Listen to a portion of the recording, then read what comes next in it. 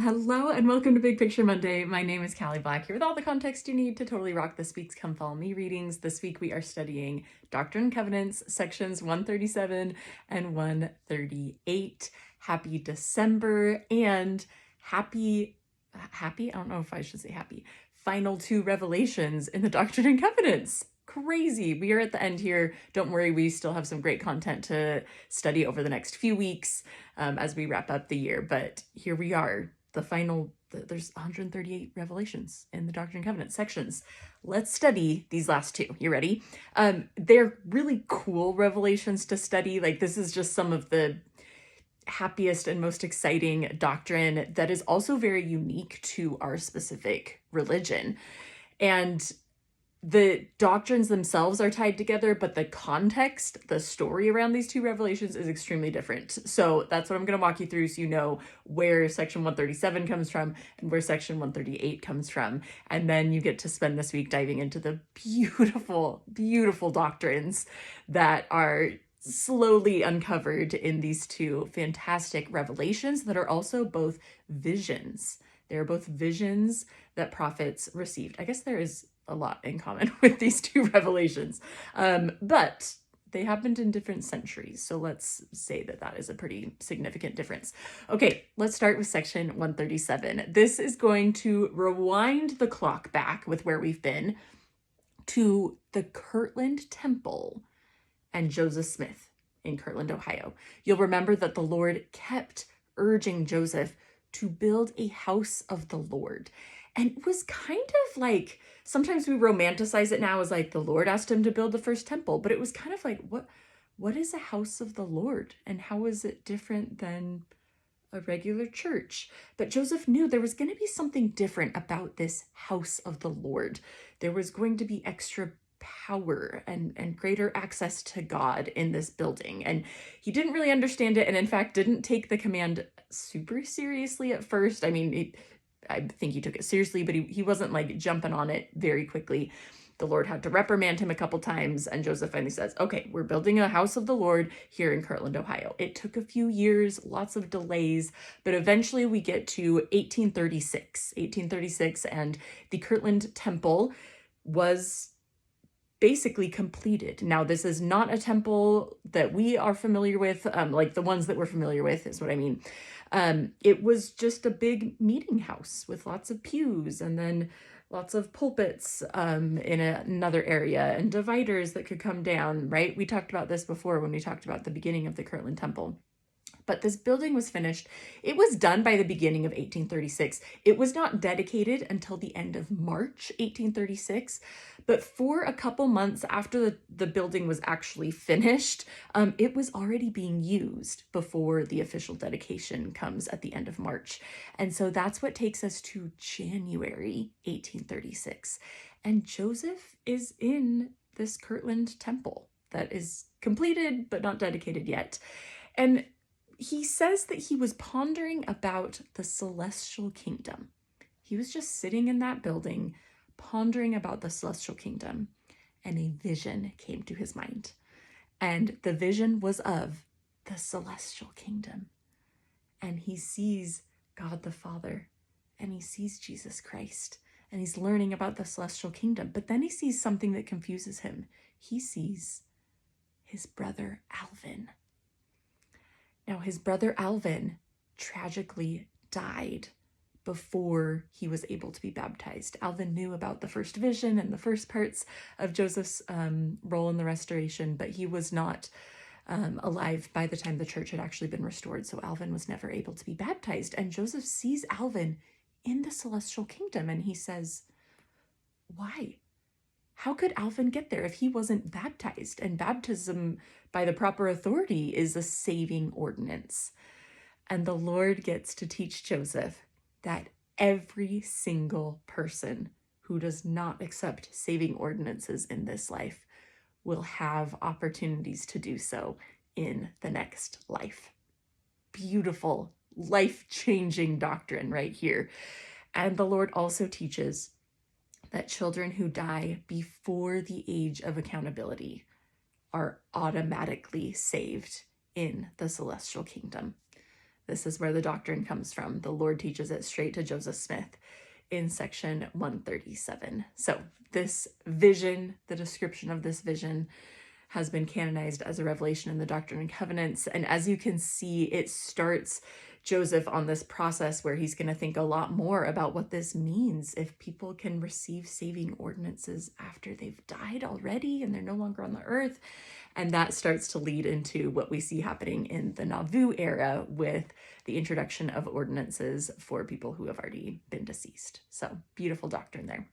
Okay, let's fast forward about 80 years now, and let's travel all the way to the Great Salt Lake Valley.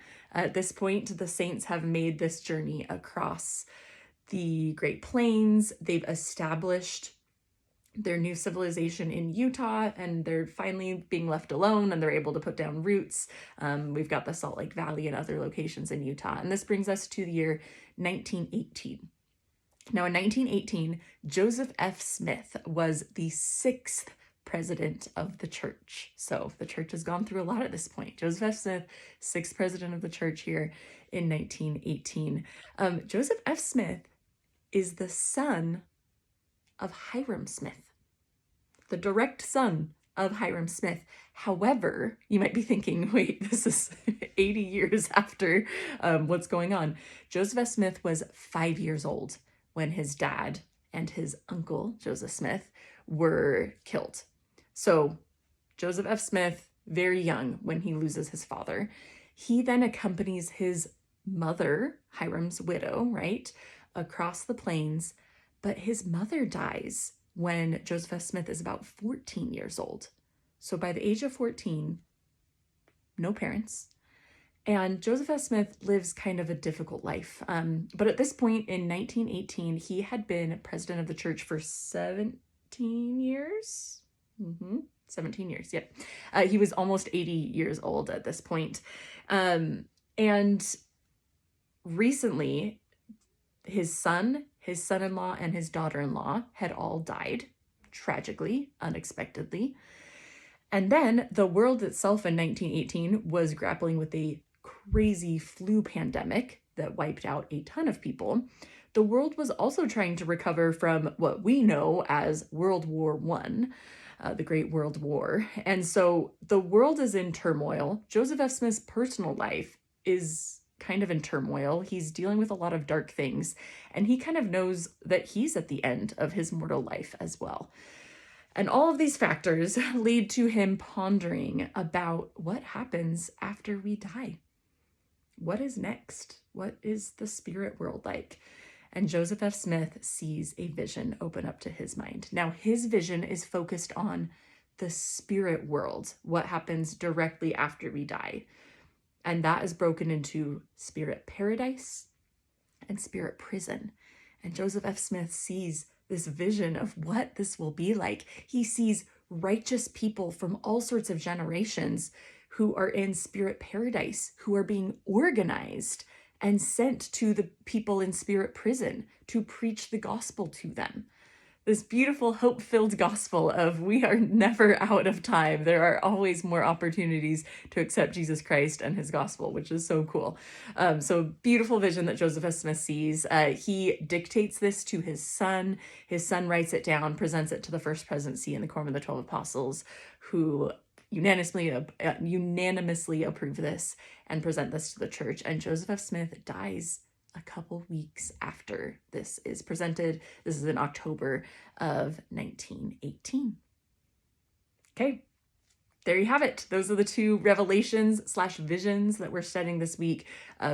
Beautiful, powerful doctrines, again, that I think are specifically unique to our religion, and that I think give us a fresh perspective on grace and love and God's enduring love, not condemning people as soon as they die to an endless woe, right? Like there is always hope and opportunities for change. And I think that that's just beautiful.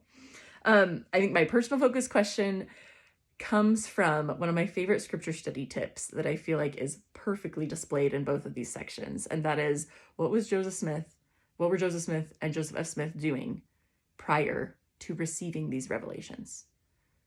They were pondering. Pondering is something we talk about, but it is so hard to actually do, especially in a world where if I have nothing to do, I'm going to turn on a podcast, right? I'm going to watch a show while I'm folding laundry. I always have something going on in the background. And what I've learned is that sometimes I just need to turn it off. Because when I do that, I can ponder. I can think about things of eternal value.